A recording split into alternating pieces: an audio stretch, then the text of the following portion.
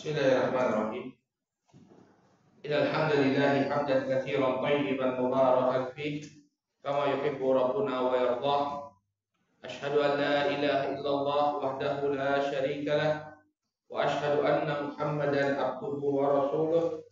Allahumma salli wa sallim ala nabiyyina Muhammad wa ala alihi wa sahbihi wa man ittaba'a hudahu ila yaumiddin, amma ba'd. Bapak dan Ibu kaum muslimin wal muslimat jamaah subuh Masjid Rawdatul Jannah yang semoga senantiasa dirahmati oleh Allah. Assalamualaikum warahmatullahi wabarakatuh. Alhamdulillah, puji dan syukur tak henti-hentinya kita panjatkan kepada Allah Subhanahu wa taala atas segala nikmat yang telah Allah Subhanahu wa taala anugerahkan kepada kita semua, terutama nikmat taufik dan nikmat hidayahnya, sehingga sampai saat ini kita masih bisa melaksanakan amalan ketaatan kepada Allah. Kita berharap mudah-mudahan Allah Subhanahu wa taala menganugerahkan keistiqomahan sampai akhir kehidupan kita. Amin ya rabbal alamin. Salawat serta salam semoga senantiasa tercurah kepada junjungan kita Nabi Muhammad, kepada keluarga, para sahabat dan pengikut beliau hingga akhir zaman. Bapak dan Ibu rahimani wa rahimakumullah. Insyaallah kita akan kembali melanjutkan pelajaran kita membahas hadis-hadis dalam kitab Jami' dari Bulughul Maram. Masih kita membahas bab peringatan terhadap akhlak yang buruk. Pada pertemuan yang terakhir kita telah bahas hadisnya Abu Hurairah radhiyallahu taala anhu, di mana Nabi sallallahu alaihi wasallam mengatakan, "Laisya syadidu bisur'ah, innama syadidul ladzi yamliku nafsahu 'inda ghadab." Bukanlah orang yang kuat itu orang yang bisa menjatuhkan lawannya dalam pertandingan gulat. Hanya saja orang yang kuat itu adalah orang yang mampu menguasai dirinya ketika marah. Yang menunjukkan keutamaan orang yang bisa mengendalikan marahnya. Telah kita sebutkan bukan berarti kita tidak boleh marah, tapi marah itu harus bisa kita kendalikan agar tidak menimbulkan kemudaratan yang lebih bahaya, lebih membahayakan kita. Dan telah kita sebutkan pula ya beberapa cara agar seseorang itu bisa meredam kemarahannya. Di antaranya yang paling penting dia berta'awudz. Dia berta'awudz, membaca a'udzubillahi minasyaitonir rajim ketika kemarahan itu muncul. Demikian juga telah kita sebutkan bahwa hendaknya dia mengubah posisinya. Dari yang berjalan dia berhenti, kemudian dari yang berdiri dia duduk, yang duduk dia berbaring. Ya, perubahan posisi ini akan membuat dia lebih mudah untuk meredam kemarahannya. Demikian juga yang kita sebutkan, ya, di antara cara untuk meredam kemarahan adalah berwudu. Dalam sebuah hadis yang disahihkan oleh sebagian para ulama, Nabi SAW mengatakan bahwa kemarahan itu asalnya dari syaitan. Dan syaitan itu diciptakan dari api. Maka redakanlah ya kemarahan itu dengan wudu. Ini beberapa faedah yang kita sebutkan di pertemuan yang lalu. Nah, sekarang kita masuk ke hadis selanjutnya. Hadis dari Abdullah bin Umar radhiyallahu taala anhu yang diriwayatkan oleh Al-Bukhari dan Muslim. Qala wa hadits Umar radhiyallahu anhuma. Diriwayatkan dari Abdullah bin Umar radhiyallahu anhuma. Abdullah bin Umar ini adalah putranya Umar bin Khattab radhiyallahu taala anhuma. Ya, beliau termasuk sahabat yang banyak meriwayatkan hadis dari Rasulullah Shallallahu alaihi wasallam. Ada kisah yang sangat indah ya dari Abdullah bin Umar ini. Jadi Abdullah bin Umar ini pernah duduk-duduk bersama Rasulullah. Artinya dia diajak oleh bapaknya Umar untuk duduk. Nah, ketika itu Nabi Shallallahu alaihi wasallam menyebutkan tentang sebuah pohon yang karakternya itu seperti orang yang beriman. Maka kemudian Nabi Shallallahu alaihi wasallam bertanya kepada para sahabat, pohon apa itu? Maka disebutlah oleh para sahabat, pohon ini, pohon itu, pohon ini, pohon itu. Nah, kata Abdullah bin Umar, dalam hatiku terbetik bahwa yang dimaksud oleh Nabi Shallallahu alaihi wasallam pohon yang karakternya menyerupai orang yang beriman itu adalah pohon kurma. Nah, para ulama memiliki banyak penjelasan ini. Kenapa pohon yang diibaratkan sebagai seperti orang yang beriman itu adalah pohon kurma. Jadi antara penjelasan para ulama, karena pohon kurma itu semua bagiannya itu bisa dimanfaatkan. Jadi seorang yang beriman itu dia memberikan manfaat kepada sesama. Dalam setiap kondisi dia memberikan manfaat, bukan justru menjadi beban bagi umat, tapi memberikan manfaat. Coba kita lihat pohon kurma. Ya, pohon kurma itu daunnya bisa dijadikan anyaman tikar, ya. Mirip-mirip dengan kelapa kalau di kita. Ya. Pohon kurma itu sampai biji kurma, ya, biji kurma yang mungkin dibuang oleh sebagian orang. Biji kurma itu ternyata, Bapak dan Ibu rahimakumullah, kalau ditumbuk itu menjadi pakan yang sangat baik untuk hewan ternak seperti onta, ya, terutama bagi onta. Jadi biji kurma itu ditumbuk, ya, kemudian dia dijadikan pakan bagi onta. Ya, kemudian batangnya bisa dijadikan sebagai bahan bangunan, ya, pelepahnya juga dipakai jadi bahan bangunan. Semua bagian dari kurma itu bisa dimanfaatkan. Ya, ada juga yang mengatakan, para ulama mengatakan, kenapa orang yang beriman itu diibaratkan sebagai pohon kurma? Karena pohon kurma itu dia tinggi menjulang dengan kokoh. Ya.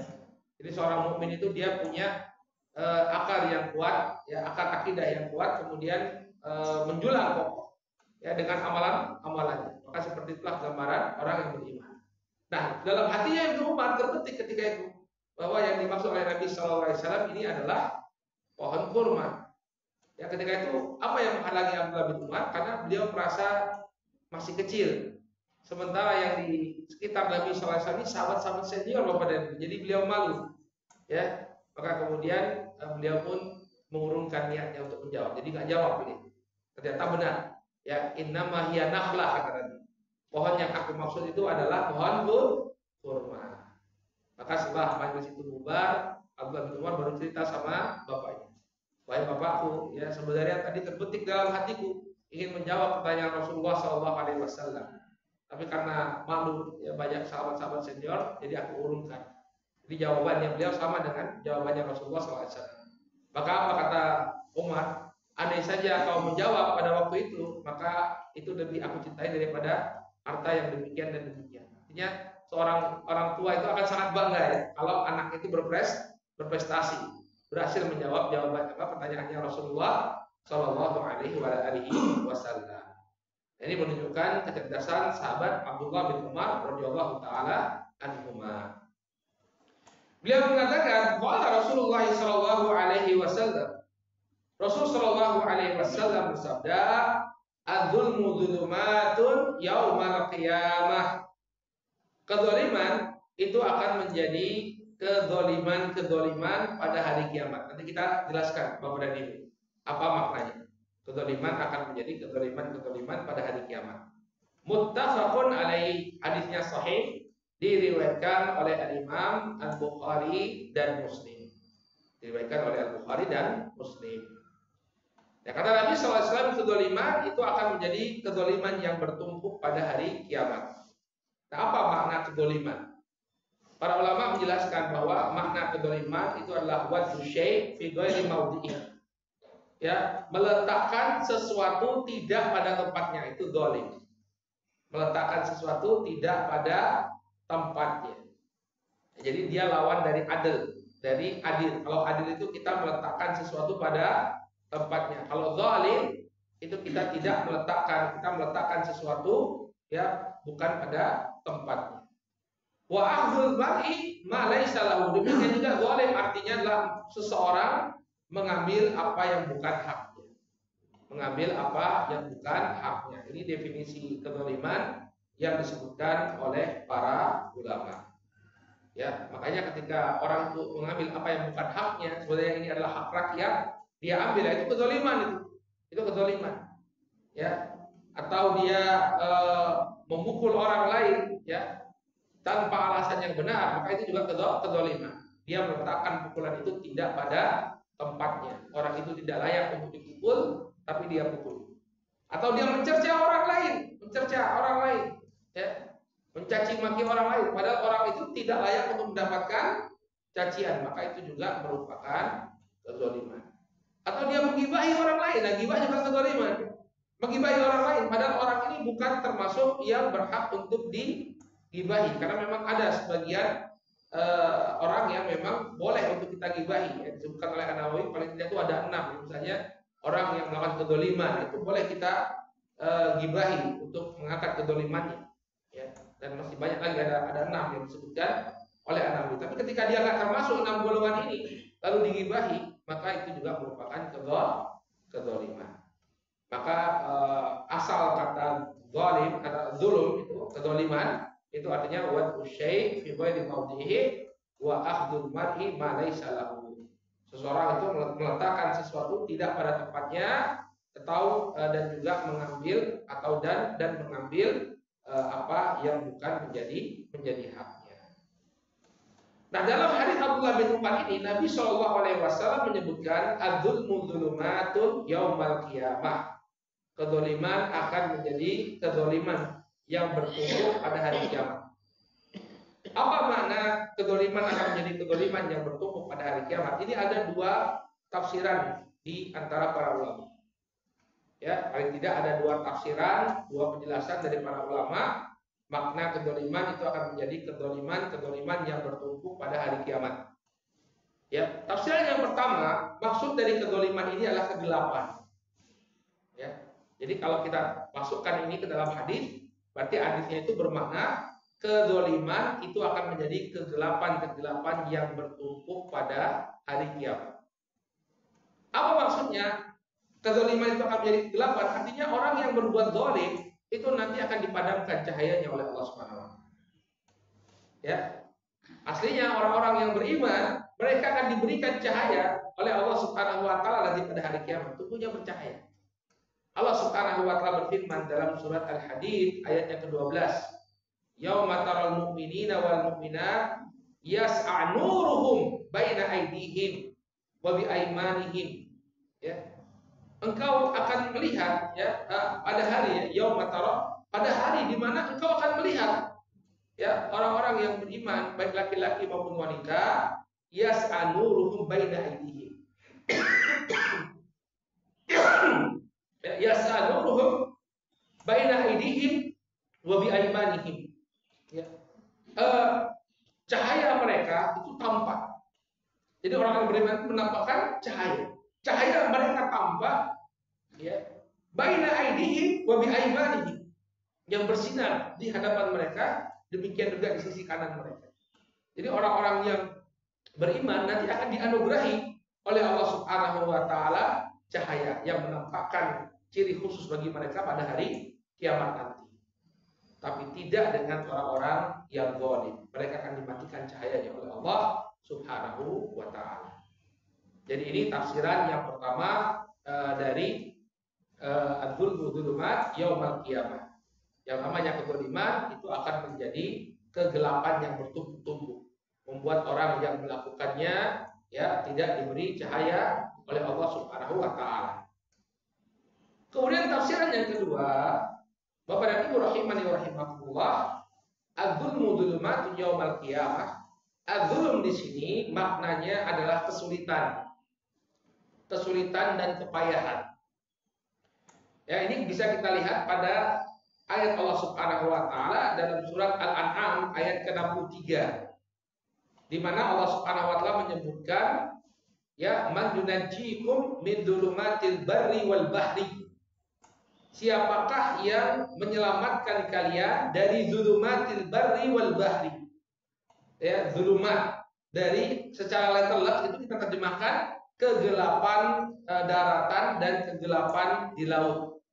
Tapi makna kegelapan di sini adalah kesulitan. Ya, ayat ini ditafsirkan pada ayat lainnya wa idza massakumud dur fil bahr, dan apabila kalian ditimpa oleh kesulitan dan bahaya ya di dalam lautan, ketika kalian berada di atas lautan. Sehingga makna dzulumat itu maknanya adalah ad-dur, bahaya. Nah, kita kembalikan pada hadis sekarang. Adzulmu dzulumat yaumal qiyamah. Ya, kedzaliman itu akan menjadi dzulumat, artinya kedzaliman akan menjadi kepayahan dan kesulitan pada hari kiamat.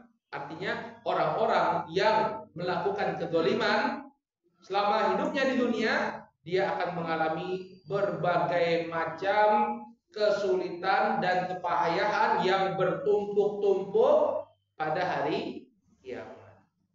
Dan dua tafsiran ini sebenarnya tidak Tidak bertentangan. Bisa jadi Allah Subhanahu wa taala terapkan dua-duanya pada orang yang berbuat zalim. Yang berbuat zalim nggak layak dapat cahaya. Seperti orang-orang yang beriman dengan keimanan yang benar, dipadamkan cahayanya oleh Allah. Kemudian Allah Subhanahu wa taala ya berikan kesulitan dan kepayahan yang bertumpuk-tumpuk nanti pada hari kiamat. Auzubillah. Maka hadis ini Bapak dan Ibu rahimani rahimakumullah menunjukkan kepada kita ya tentang haramnya perbuatan zalim. Ya, perbuatan zalim itu haram karena akan menyebabkan ya seseorang itu dihukum oleh Allah Subhanahu wa taala dengan hukuman yang tidak ringan. Dia akan dipadamkan cahayanya oleh Allah, demikian juga akan dibebankan kepadanya kepayahan dan kesusahan ya di akhirat nanti. Nauzubillah. Semoga Allah melindungi kita dari kezaliman. Amin ya rabbal alamin. Kemudian Bapak dan Ibu rahimani wa rahimakumullah, para ulama menjelaskan bahwa kezaliman itu terbagi menjadi tiga. Jadi dari seorang hamba itu bisa muncul tiga jenis kezaliman. Kezaliman yang pertama adalah kezaliman kepada Allah Subhanahu wa taala. Dan ini merupakan kezaliman yang paling parah dan paling besar dosanya. Kemudian yang kedua adalah kezaliman kepada sesama makhluk Allah. Dia berbuat zalim kepada manusia, baik itu kepada orang yang muslim, demikian juga orang yang kafir, demikian juga berbuat zalim kepada makhluk Allah seperti hewan-hewan, entah itu hewan ternak atau hewan piaraannya atau hewan apapun itu, ya dia berbuat zalim. Maka ini jenis zalim yang kedua, zalim kepada sesama makhluk Allah. Kemudian yang ketiga, zalim kepada diri sendiri, zalim kepada diri sendiri. Jadi ini tiga jenis kezaliman yang bisa muncul dari seorang hamba. Zalim kepada Allah, zalim kepada sama makhluk, dan zalim kepada dirinya sendiri. Nah, sekarang kita bahas terlebih dahulu kezaliman jenis yang pertama, yaitu kezaliman kepada Allah Subhanahu wa taala. Apa kezaliman kepada Allah Subhanahu wa taala? Yaitu perbuatan syirik. Ya.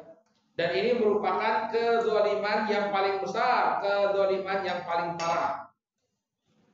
Dalam Al-Qur'an Allah Subhanahu wa taala berfirman, "Alladzina amanu wa lam yalbisu imanahum bidzulmin, ulaika lahumul amnu wa hum muhtadun."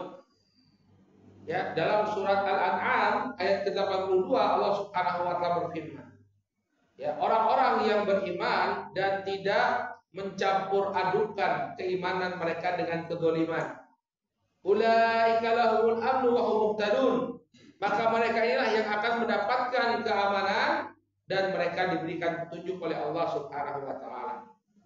Ya, sebagian ahli tafsir mengatakan mereka akan mendapatkan keamanan di akhirat, lepas dari siksa Allah, dan di dunia mereka akan mendapatkan petunjuk. Ketika ayat ini turun, Bapak dan Ibu rahimakumullah, dalam hadis riwayat Al-Bukhari dari Abdullah bin Mas'ud radhiyallahu taala anhu, ya, beliau mengatakan ketika ayat ini turun, para sahabat merasa gelisah.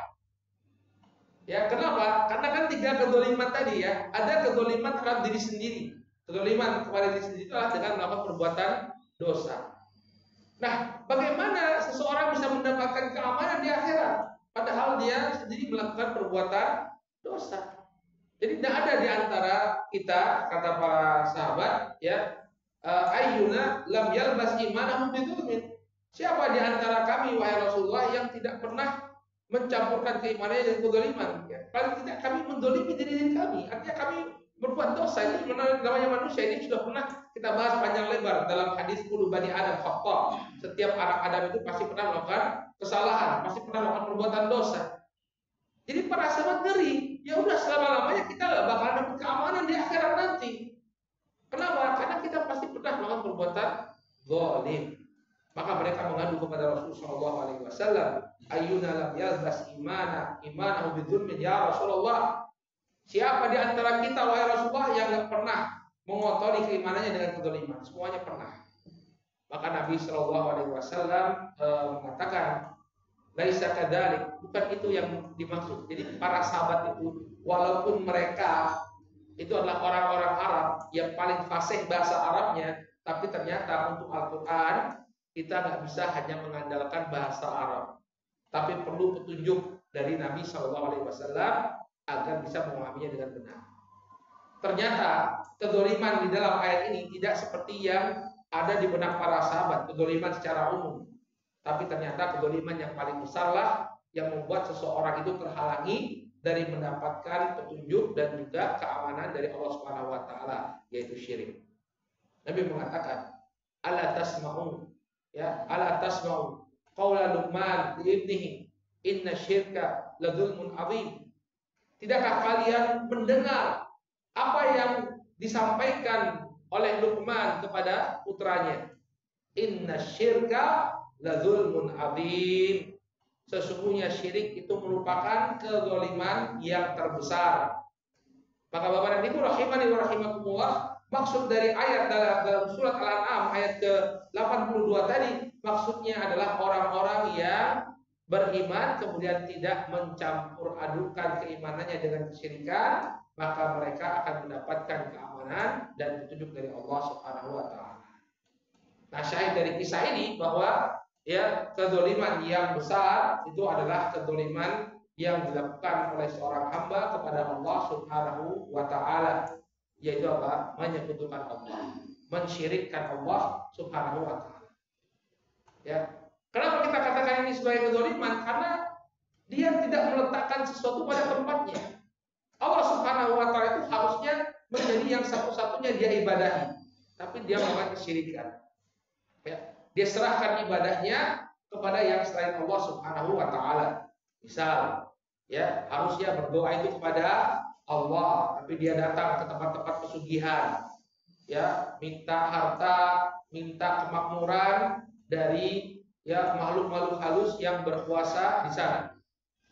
Ya, harusnya doa minta perlindungan itu kepada Allah, tapi lalu saja misal minta perlindungan malah kepada Nyi Roro Kidul. Ya, maka ini meletakkan sesuatu yang jelas-jelas tidak pada tempatnya atau minta perlindungan kepada Allah Subhanahu wa taala. Ya. Makanya ini satu hal yang harusnya menjadi fokus kita semua dalam berdakwah, masalah tauhid. Kenapa? Karena tauhid ini apabila ditinggalkan, seseorang pasti dia akan terjatuh pada kezaliman yang paling besar, yaitu perbuatan syirik. Pasang jimat misalnya. Ya, masih kita dapati sebagian di desa-desa mereka meletakkan padi gabah itu diletakkan di atap-atap, ya, dengan tujuan untuk dapat keberkahan, dapat rezeki. Ini tidak pada tempatnya. Atau sebagian orang-orang Muslim ikut prakteknya orang-orang non Muslim, ya, di tokonya dipasang patung kucing. Pernah lihat Bapak dan Ibu yang tangannya gini-gini? Itu bukan hiasan, itu ada iktikadnya, ada keyakinan ini narik rezeki. Coba pakai logis saja, gimana bisa narik rezeki gitu? Meong gitu, narik rezeki, bukan rezekinya datang gitu. Maka nggak boleh orang Muslim seperti ini ikut-ikutan praktek-praktek orang non Muslim. Ya, Anda itu minta rezeki dari Allah, tambah sholatnya, tambah doanya, ini bisa nambah rezeki. Bukan pasang patung kucing seperti ini. Kalau saya lihat, saya kira yang punya orang Muslim, ternyata orang punya Muslim juga, kerudungan juga. Ya, kita sampai enggak apa-apa buat biasa doang. Enggak, ini ada iktikadnya, ada keyakinan. Ya, maka kesyirikan itu merupakan kedzaliman yang paling besar. Nah, kita kadang fokus ya kalau orang berbicara tentang kedzaliman, yang jadi fokusnya adalah kedzaliman terhadap sesama. Ya, ambil hak rakyat, ya enggak? Ambil ambil hak orang lain. Padahal ada kezaliman ini yang paling besar. Jadi kita tidak memberikan haknya Allah Subhanahu wa taala.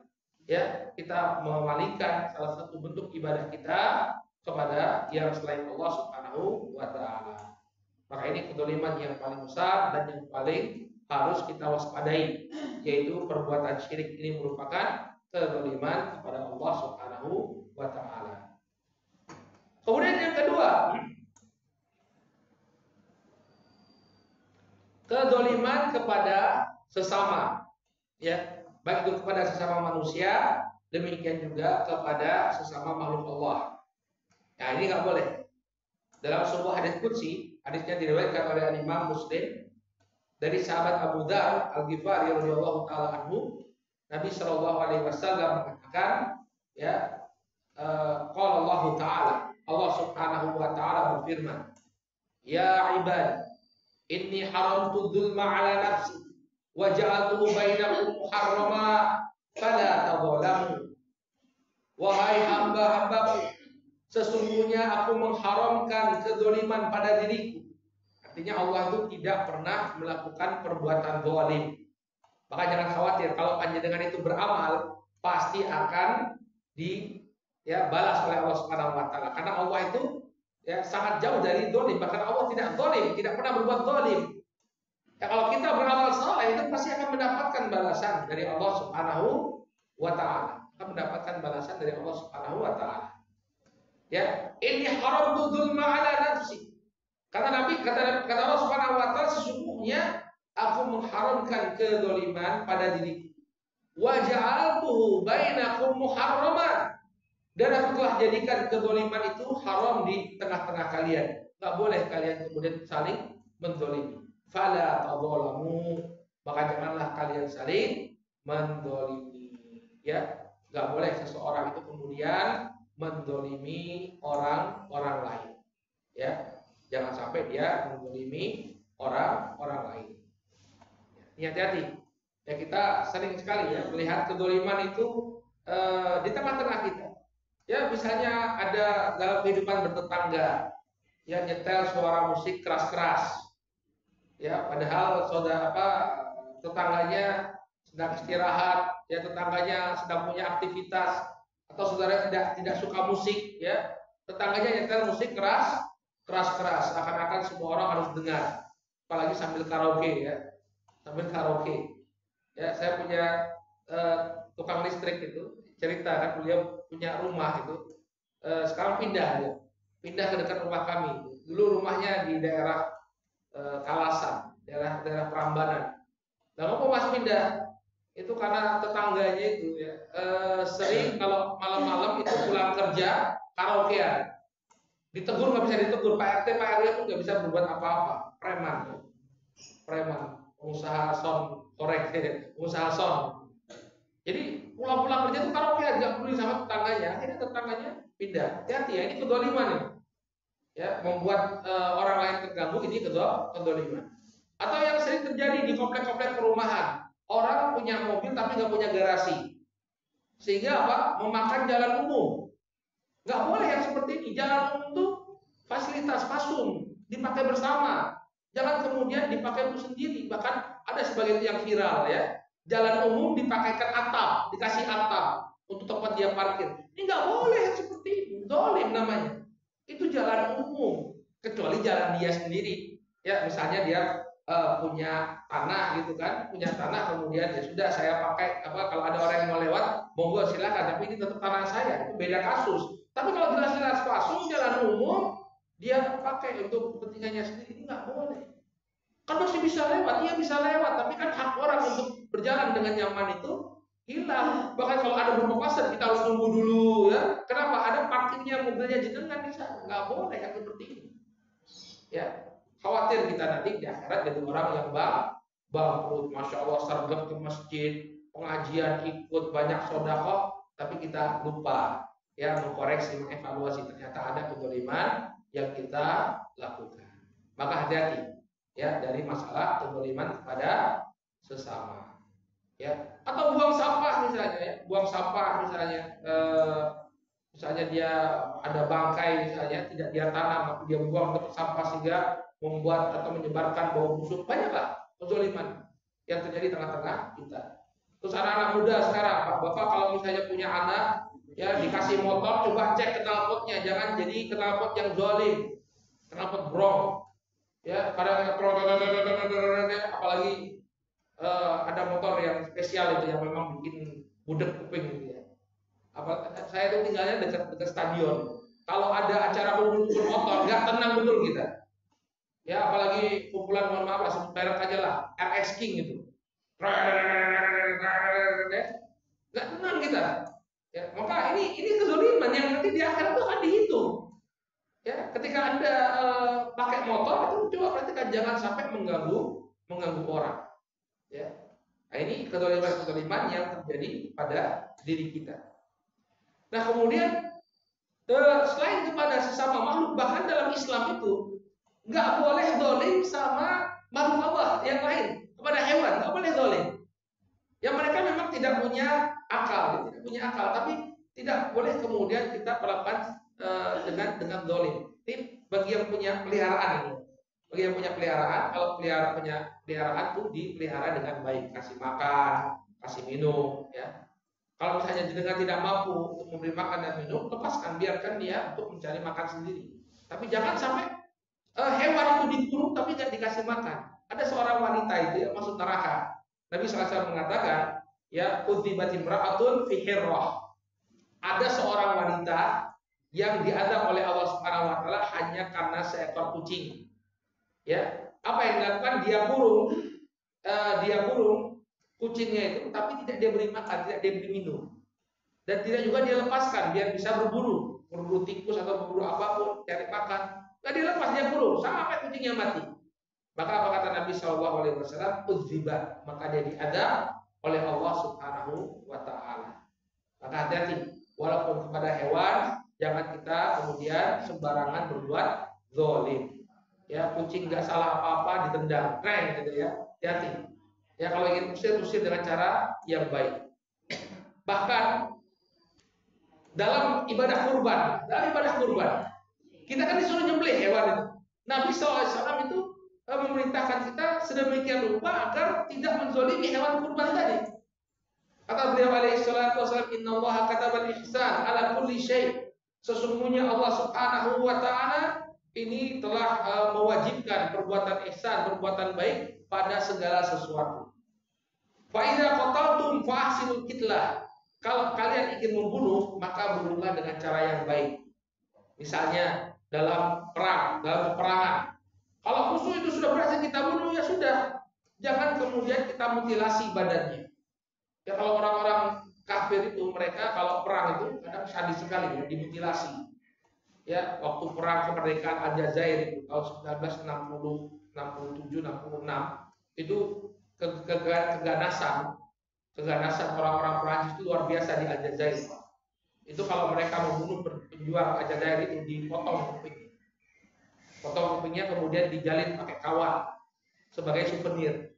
Nanti dia dalam barang itu nanti dia bandingkan sama temannya. Kamu dapat berapa? Bunuh berapa orang? Nih, 7 kuping. Dimutilasi, Pak. Ya, jadi negara-negara Eropa yang gembar-gembor masalah HAM, mereka itu orang-orang yang paling kejam. Kalau membantai orang itu luar biasa. Ya, perang dunia kedua itu Hiroshima Nagasaki itu berapa ratus ribu itu korbannya.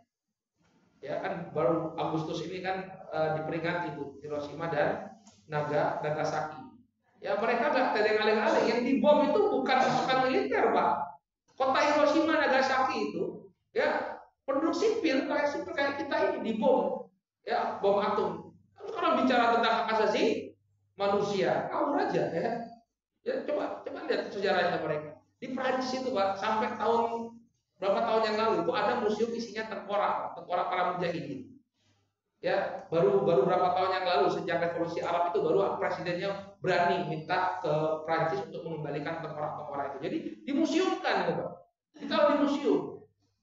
Nah, dalam Islam ketika membunuh fa'asilul qitlah. Ya, perbaikilah cara kalian atau perbaguslah cara kalian membunuh. Nah, kenapa dalam Islam eksekusi itu dilakukan dengan cara dipenggal kepalanya? Karena itu yang paling cepat, Pak. Ya, paling cepat untuk orang itu mati tanpa menimbulkan sakit. Kalau misalnya ditembak jantungnya, itu dia masih merasakan sakit itu. Sebelum dia mati betul-betul tidak merasakan apa-apa, dia merasakan sakit. Tapi kalau dipenggal kepalanya, putus, itu selesai. Dia tidak merasakan sakit sama sekali. Qala fa idza qataltum fa ahsinul qitlah. Kalau kalian membunuh, maka perbaguslah cara membunuh kalian. Wa idza dzabhtum fa ahsinud dzibha. Kalau kalian menyembelih, maka perbaguslah cara menyembelih kalian. Falyuhidda ahadukum syafratahu falyurih dzabihata. Maka hendaknya kalian tajamkan dulu pisaunya. Makanya ya yang terlibat dalam penyembelihan hewan kurban, tolong pastikan pisaunya benar-benar tajam. Sekarang kita alhamdulillah ya, banyak komunitas-komunitas penjagal muslim. Ada Juleha ya, ada banyaklah komunitas jagal muslim. Itu mereka biasanya menjelang ibadah kurban itu bikin kumpulan dan bikin acara pengasahan pisau secara gratis. Maka coba kita datang ke sana, cari informasi pisau-pisau yang terlibat dalam penyembelihan hewan itu diasah dengan betul sampai ketika ada kertas itu seret, nah itu kita bikin setajam mungkin. Jangan sebagian orang najamkannya asal-asalan aja ketika gorok sapi, ya, apalagi yang kulitnya tebal itu, maka kita perlu persiapkan. Dan ini sunnah. Jadi sunnah itu bukan cuma memelihara jenggot itu enggak ya, sampai menajamkan pisau ketika menyembelih sapi itu juga sunnah. Nabi mengatakan fal yuhidda ahadukum syafratah fal yurid dzabihata. Hendaknya dia tajamkan pisaunya dan dia tenangkan hewan sembelihannya. Maka ini perlu betul-betul menjadi perhatian kita, jangan sampai kita melakukan kedoliman kepada sesama. Dan kedoliman kita ya, jangan dolim kepada sesama manusia. Ini hati-hati. Allah itu dengan hikmahnya menjadikan doa-doa orang yang kedolimi itu makbul. Maksudnya kata para ulama, kalau dia didolimi kemudian dia mendoakan orang yang mendolimi dirinya, maka doanya itu doa yang mustajab, doa yang akan dikabulkan oleh Allah. Harusnya ini membuat takut kita dari berbuat dolim. Ya, jangan karena punya kuasa, karena punya kekuatan, seenaknya menzalimi orang. Ingat, orang yang zalim itu walaupun dia tidak punya kekuatan seperti Anda, tapi dia punya doa. Ya, ketika dia dizalimi lalu dia mengangkat tangannya ke hadapan Allah Subhanahu wa taala bermunajat kepada Allah, apalagi di waktu-waktu yang mustajab, sudah dia dizalimi, ya, dia angkat tangannya, dia puji Allah Subhanahu wa taala, berdoanya di waktu mustajab, antara adzan iqamah, sepertiga malam terakhir, di akhir hari Jumat, dia angkat tangannya, dia mendoakan orang yang dia zalimi, itu dikabulkan oleh Allah. Nauzubillah. Maka hati-hati, jangan merasa ya bisa berlepas diri dari kedoliman. Ya, Nabi SAW mengatakan, wattaqu da'watal madlum fa innahu laisa bainahu wa bainallah hijab. Takutlah kalian, waspadalah kalian dari doanya orang-orang yang terdolimi, karena antara doa tersebut dengan Allah Subhanahu wa taala tidak ada hijab sama sekali. Tidak ada penghalang. Pastilah Allah Subhanahu wa taala kabulkan. Dalam riwayat yang lain Nabi sallallahu alaihi wasallam mengatakan, salatu da'awatil mustajabat la syakka fi, ya, la syakka fihinna. Ada 3 doa yang mustajab, tidak ada keraguan, pasti dikabulkan oleh Allah Subhanahu wa taala. Yang pertama adalah dakwatul walid, doa orang tua. Kemudian yang kedua dakwatul musafir, doa orang yang sabar. Kemudian yang ketiga dakwatul madlum, doa orang yang terzalimi. Nauzubillah. Maka hati-hati betul ya, kita pesankan Bapak dan Ibu, hati-hati betul dengan kezaliman. Ya, apalagi di masa sekarang orang gampang sekali melakukan kezaliman lewat media sosial. Ya, lewat media sosial, jelek-jelekkan orang, menebarkan fitnah. Ini bukannya tidak dihitung oleh Allah ya. Ketika orang itu nge-share sesuatu ya, ucapan fitnah atau bullying, ya, ngebully orang di medsos, ini hati-hati. Orang menganggap bergampang-gampangan ngebully orang di medsos. Padahal yang namanya bulian itu ya kadang-kadang, atau memang betul ya, bulian itu lebih bulian dengan verbal, dengan ucapan itu lebih parah daripada bulian dengan fisik. Ada sebuah faedah, saya baru baca di kitab Fikih Sirah, itu karya Profesor Dr. Zaid Al-Mukarrim Al-Zaid. Beliau menyebutkan ucapan yang dilontarkan oleh seseorang ini terkadang jauh lebih menyakitkan daripada fisik, daripada pukulan, daripada pukulan dan lain sebagainya. Apa buktinya? Buktinya Nabi, kata beliau, Masya Allah ya, ketika Nabi itu ditanya oleh ibunda Aisyah radhiyallahu taala anha, wahai Rasulullah, apa perkara yang paling membuatmu bersedih? Ya, selain perang Uhud, ya, yang melebihi perang Uhud. Jadi di perang Uhud itu kan Nabi SAW itu kena fisiknya Pak. Ya, paman beliau Hamzah meninggal dunia, banyak sahabat beliau juga gugur di medan perang Uhud. Beliau juga tulang apa namanya pipinya ini robek ya. Kemudian gigi seri beliau patah. Artinya beliau pernah fisik waktu perang Uhud. Ada nggak yang lebih parah dan lebih membuat sedih daripada peristiwa itu? Ternyata ada, kata Nabi. Dan yang membuat kita heran, ternyata Nabi itu mengatakan yang membuat beliau bersedih itu ketika beliau berdakwah di Taif, Pak. Ketika beliau berdakwah di Taif, menawarkan Islam kepada orang-orang Taif, tapi kemudian beliau malah diejek, diolok-olok. Itu yang lebih berat, kata beliau. Ketika itu beliau ditawari oleh malaikat untuk apa? Menjatuhkan gunung kepada penduduk Taif, tapi beliau nggak mau karena berharap akan muncul generasi yang mentauhidkan Allah. Cuma yang kita lihat di sini bahwa Pak Nabi ternyata menganggap celahan orang-orang Taif kepada beliau itu lebih berat daripada derita yang beliau dapati di perang Uhud. Berarti kan apa? Bulian verbal itu lebih parah daripada fisik. Makanya waktu saya pernah dapat tugas dari dosen itu, mata kuliah psikologi Islam, suruh meriset tentang bullying. Itu saya dapat jurnal, Pak. Ini di kampus di sini juga, kampus non Muslim sih, kampus non Muslim. Itu pernah ada seorang mahasiswa pada acara ospek, Pak. Dia jerit-jerit, histeris. Kan ospek kan teriak-teriak.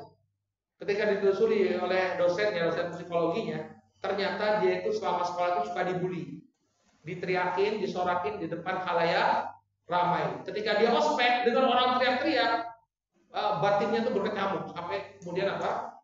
Sampai kemudian dia teriak-teriak. Itu efek. Maka ini juga kezaliman. Jangan sampai kemudian dibiarkan di tengah-tengah kita. Kadang ada orang tua itu biasa anak-anak ada bullying di sekolah, biasa anak-anak ya, sampai sekarang kan parah itu bullying yang terjadi di sekolah dan di pesantren-pesantren. Ini masalah yang tidak bisa dianggap remeh. Ya, maka orang-orang yang berbuat zalim ini harusnya dia merasa khawatir. Kenapa? Karena doa orang yang terzalimi ini termasuk doa yang dikabulkan oleh Allah. Dan sudah banyak buktinya doa orang yang terzalimi dikabulkan oleh Allah Subhanahu wa taala. Ada kisahnya Sa'id bin Zaid. Sa'id bin Zaid ini termasuk sahabat Nabi SAW yang dijamin masuk surga. Ya, al-asyara al-mubasysyiruna bil jannah. Ya, suatu ketika ada seorang wanita,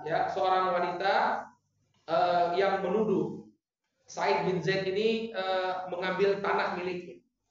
Jadi wanita ini mengklaim tanah yang dipakai oleh Sa'id bin Zaid ini adalah tanah miliknya.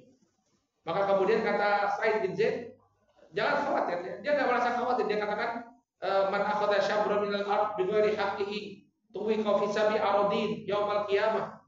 Ya, wanita ini tidak takut kepada Allah Subhanahu wa taala, padahal Nabi mengatakan barang siapa yang mengambil tanah orang lain sejengkal diambil, Pak. Sejengkal dia ambil, maka nanti di akhirat akan digantungkan 7 lapis bumi kepada lehernya. Padahal cuma diambil sejengkal, Pak, bukan hektaran, bukan, sejengkal saja yang dia ambil. Ya. Kemudian dia mendoakan perempuan yang memfitnah beliau. Beliau mengatakan, Allahumma in kanat kadhibah, ya, fa'mi basaraha waj'al qabraha fi dariha. Ya Allah, kalau wanita ini berdusta, ya, dia berdusta dengan tuduhannya tersebut, maka butakanlah matanya dan jadikanlah rumahnya sebagai kuburannya. Jadi boleh ya mendoakan orang zalim, itu boleh. Kita kadang-kadang memang disuruh memberi maaf, tapi kalau misalnya maaf itu tidak bermanfaat, maka berdoalah kepada Allah agar Allah mengistirahatkan kaum muslimin dari kejahatan. Maka didoakan oleh Sa'id bin Zaid. Kalau orang ini, perempuan ini klaimnya itu dusta, butakan matanya dan matikan dia di rumahnya. Akhirnya apa yang terjadi? Di usia tuanya wanita ini buta. Ya Allah Subhanahu wa taala cabut penglihatan. Kemudian ketika itu dia berjalan menuju dapur rumahnya, di dapurnya itu ada sumur. Akhirnya dia masuk ke dalam sumur tersebut dan mati di rumahnya. Naudzubillah. Ini kisah nyata. Kisah nyata. Ya, bukan kisah yang diambil di majalah apa dulu tuh. Hidayah itu ya. Lucu-lucu lagi kisah itu. Ya, akibat tak bayar hutang mati ada ularnya gitu ya. Nah, ini kisah nyata, kisah nyata. Lagi kisahnya Sa'ad bin Abi Waqqas waktu beliau jadi gubernur itu, Pak. Ada orang yang mengadukan Sa'ad bin Abi Waqqas dengan aduan yang dusta kepada Umar. Sehingga Umar dengan berbagai pertimbangan akhirnya mencopot Sa'ad bin Abi Waqqas dari jabatan gubernur. Maka kemudian orang yang memfitnah beliau didoakan oleh Sa'ad bin Abi Waqqas dengan 3 doa. Beliau mengatakan, Allahumma in kana ya abduka hadza kadiban qamariyaan wa sum'atan fa'atil umroh. Ya Allah, kalau hambamu ini dia berdusta dalam tuduhannya dan dia cari muka dengan tuduhannya tersebut, maka fa'atil umroh, panjangkanlah usianya. Wa'atil faqrahu. Ya, ini didoakan panjang usia ini, masya Allah ya. Kayaknya kebaikan nih. Tapi doa yang selanjutnya fa'atil faqrahu, dan panjangkan kefakirannya. Jadi nggak enak. Jadi panjang umur tuh nggak selalu enak. Panjang umur tapi miskin. Yang menikmati katanya. Panjangkan usianya, tapi apa? Dengan kefakiran. Kemudian wa'aridhu bil fitan, dan dan jerumuskan dia, campakkanlah dia dengan berbagai fitnah. Maka apa kata Abdul Malik yang meriwayatkan hadis ini dari Sa'ad bin Waqqas? Dia ketemu dengan orang yang memfitnah Sa'ad bin Waqqas itu. Ya, apa yang terjadi pada laki-laki tadi? Kata itu saqatu hajibau, ya, ala ainai. Saking tua, dia tua betul, panjang usianya. Saking tuanya itu, alisnya itu sudah sampai menutup matanya. Udah gitu. Ya, jadi sudah ditabukan nih. Tua, kemudian dia fakir, ya. Fakir. Wa innahu la ta'arradu lil jawari fit thariq, ya, yamizuhunna. Kemudian apa yang dilakukan oleh orang tua ini yang didoakan oleh Sa'ad bin Abi Waqqas, ya, kerjaannya udah tua, miskin, kerjaannya menggoda anak-anak gadis di jalanan kota Kufah. Coba udah tua tapi mau kemana gitu sih. Godain anak-anak cewek. Tentu ini satu hal yang sangat memalukan. Maka naudzubillah, Bapak dan Ibu rahimani rahimakumullah, berhati-hati dari kezaliman. Kalau orang yang menzalimi itu berdoa, ya, maka dia akan dikabulkan. Ini baru di dunia, belum di akhirat nanti. Ya, di akhirat nanti jadi orang yang bangkrut. Makanya Nabi itu mengatakan kepada kita, kalau panjenengan itu punya masalah sama orang lain, selesaikan di dunia. Punya hutang, selesaikan di dunia. Pernah menzolimi, ngambil hak orang lain, kembalikan sebelum semuanya terlambat. Kalau sudah di akhirat nanti, gak ada lagi transaksi uang, yang dipakai itu pahala. Pahala kita diambil untuk membayar kezaliman kita. Naudzubillahi dari. Maka harus berhati-hati dari perbuatan zalim. Allah itu tidak tidur, ya. Orang Jawa itu Gusti Allah boten sari. Pasti semuanya itu akan dipertanggungjawabkan. Dan kemudian jenis yang ketiga adalah kezaliman pada diri sendiri. Kezaliman pada diri sendiri. Jadi dia melakukan perbuatan dosa.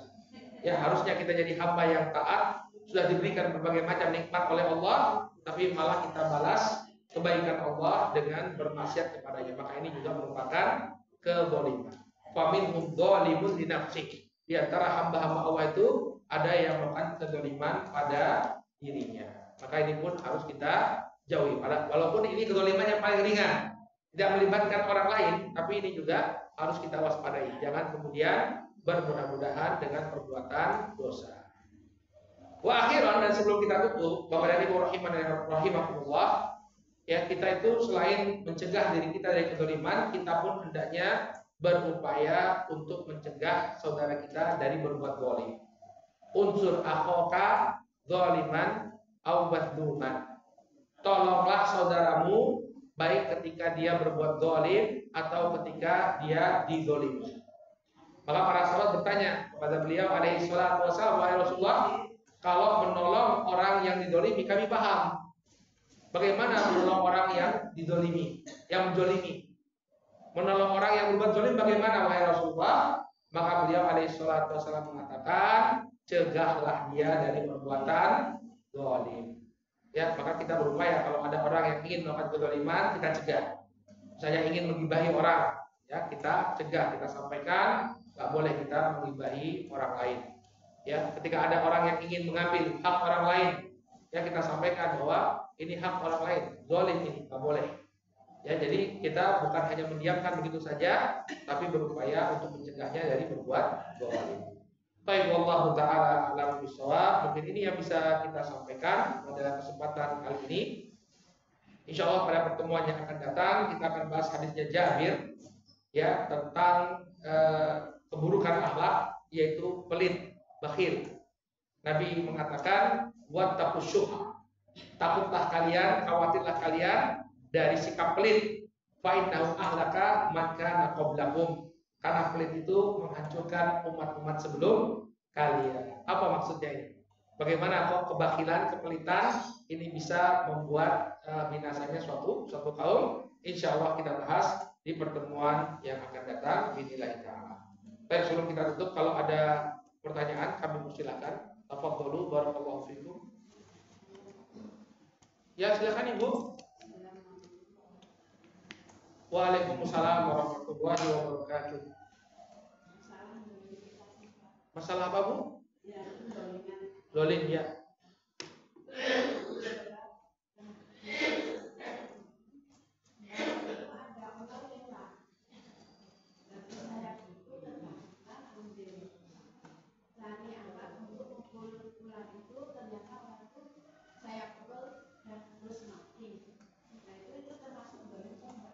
Ular, Bu.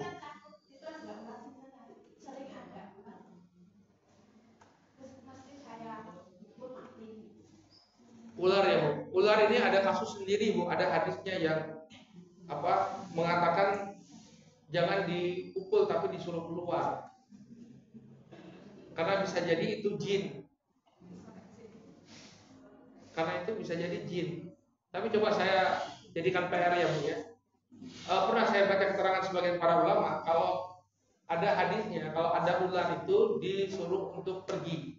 Jadi kita suruh pergi, jangan langsung dibunuh.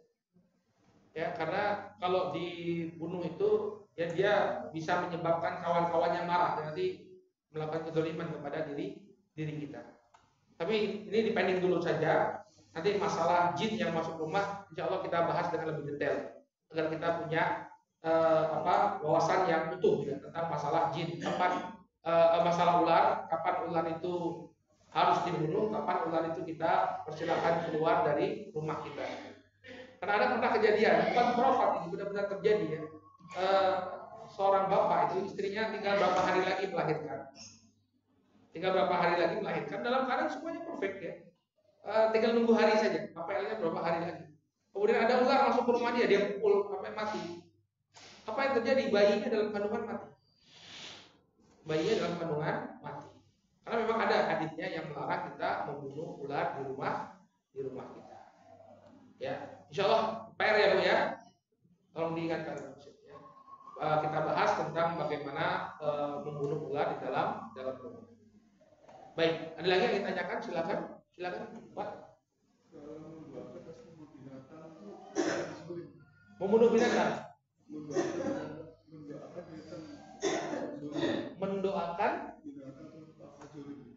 Mendoakan binatang.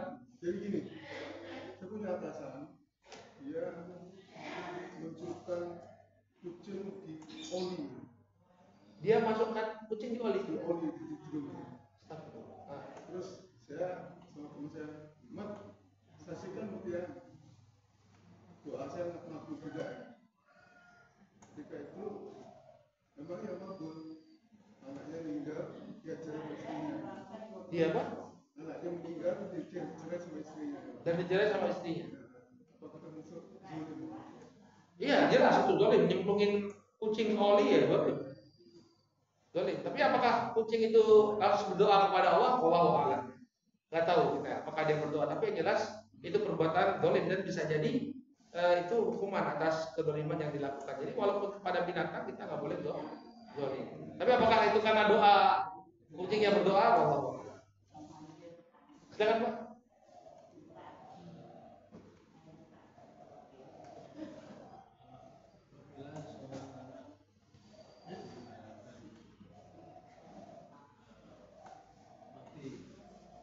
Anaknya di mana, Pak?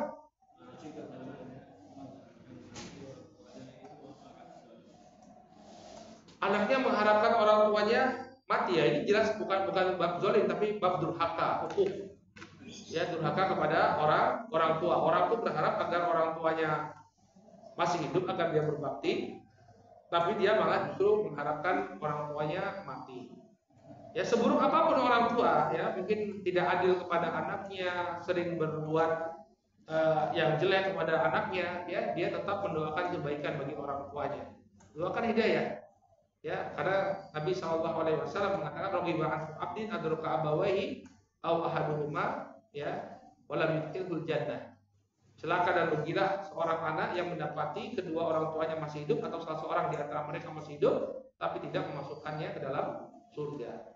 Jadi kita khawatir itu termasuk perbuatan durhaka. Ya. Baik, silakan. Kezaliman terbesar tadi adalah kesyirikan kepada Allah. Iya. Apa bedanya syirik dengan orang yang kufur dan kafir? Dengan apa? Dengan kufuran. Apa bedanya syirik dengan kufur? Kufur itu lebih umum. Jadi bentuk kekufuran itu banyak. Tidak hanya syirik. Jadi syirik itu merupakan salah satu bentuk kekufuran. Tapi kufur itu lebih banyak. Misalnya orang menginjak Al-Quran diinjak-injak. Ini bukan syirik kan? Bukan syirik, tapi merupakan kekufuran. Jadi ini umum dan khusus. Yang umum itu adalah kufur. Di antara kekufuran adalah syirik. Syirik menjadikan agama bahan olok-olokan, ya. Kemudian juga apalagi misalnya menganggap ada agama yang lebih baik daripada Islam. Dia nggak melakukan kesyirikan, tapi dia menganggap ada agama yang lebih baik daripada agama saya, daripada Islam. Nah, itu udah kekufuran. Ya, jadi kufur itu lebih umum daripada syirik. Syirik merupakan salah satu jenis kekufuran. Ada lagi cukup? Ya, Oh, Pak. itu tentang demo itu Pak. Itu yang salah siapa itu? Demo. Atau Semuanya salah, Pak. Yang di demo juga salah. Ya, harusnya jadi bahan koreksi lah semuanya ya. Demo itu rentan ditunggangi, Pak. Jadi mungkin orang datang demo itu, makanya para ulama tuh mengatakan ya kalau bisa tuh jangan demo. Kenapa? Demo tuh rentan ditunggangi, Pak. Dan ini terjadi sekarang kan. Nuntutnya apa, tapi malah yang terjadi apa? Sampai ada korban jiwa. Nuntutnya ini perbaikan, tapi yang terjadi apa? Malah ditunggangi kebakaran aset berapa miliar. Pak Tito bilang kemarin 50 miliar. 50 miliar itu kalau dibangun sekolah udah berapa sekolah? Ya, tapi karena demo, kerusakan, akhirnya terjadilah kerugian yang seperti itu. Siapa yang salah? Kedua belah pihak salah. Ya, yang demo mungkin karena tidak sabar dan mudah diprovokasi, yang demo juga, ya, gimana lagi ya? Harus banyak-banyak bersabar. Kita tinggal di sini, dekat Polda ini. Kalian kerusakan dari demonstrasi. Padahal yang bangun gedung Polda tuh duitnya siapa? Duit kita. Panjenengan bayar pajak itu. Dibakar sama orang itu, pajak kita, aspalnya itu jadi rusak, duit kita semua. Ya, maka Bapak dan Ibu menahan diri itu lebih baik. Menahan diri itu lebih baik. Belajarlah dari negara-negara yang tidak aman seperti Yaman sekarang. Ya, Yaman itu dari zaman saya di sana sampai sekarang keadaannya tidak kunjung membaik. Jadi negara yang gagal, failed country. Jangan sampai Indonesia seperti itu. Maka saya senang juga banyak spanduk-spanduk itu ditempel ya, Jogja nyaman itu perlu kita jaga. Jangan sampai kemudian terjadi hal-hal yang justru malah merugikan. Ya, kalau misalnya kita sudah sampaikan dukungan kita kan sudah mulai ada perubahan, mudah-mudahan ada pembicaraan dengan DPR dan lain sebagainya. Alhamdulillah, mudah-mudahan jadi jalan kebaikan. Dan bisa jadi juga demo ini ada yang menunggangi, bisa jadi kuat itu. Karena memang sejak beliau ini menjabat banyak kasus-kasus besar itu yang masuk ya. Tahu Menteri Pendidikan itu masuk itu. Nadiem Makarim itu. Kemudian korupsi Menteri Agama itu yang paling teriak berkuat NKRI harga mati itu. Koruptor jual kuota haji udah masuk. Nah, maka banyak orang yang nggak suka ini. Jadi kita mending menahan diri saja ya, jangan terlalu banyak komentar di medsos yang bisa bikin panas. Ya, kita tunggu saja dan banyak berdoa. Ini yang harus kita lakukan. Kita punya doa. Apalagi kalau Bapak dan Ibu merasa terzalimi tadi ya. Banyak-banyak berdoa. Ya Allah, ya berikanlah yang terbaik untuk negeri kita. Dan orang yang zalim ya mudah-mudahan diberikan hukuman oleh Allah Subhanahu wa taala. Baik, cukup Bapak dan Ibu, mudah-mudahan bermanfaat. Ya, kita tutup dengan doa kafaratul majelis. Subhanallah wa bihamdika asyhadu an la ilaha illa anta astaghfiruka wa atubu ilaik. Wassalamualaikum warahmatullahi wabarakatuh.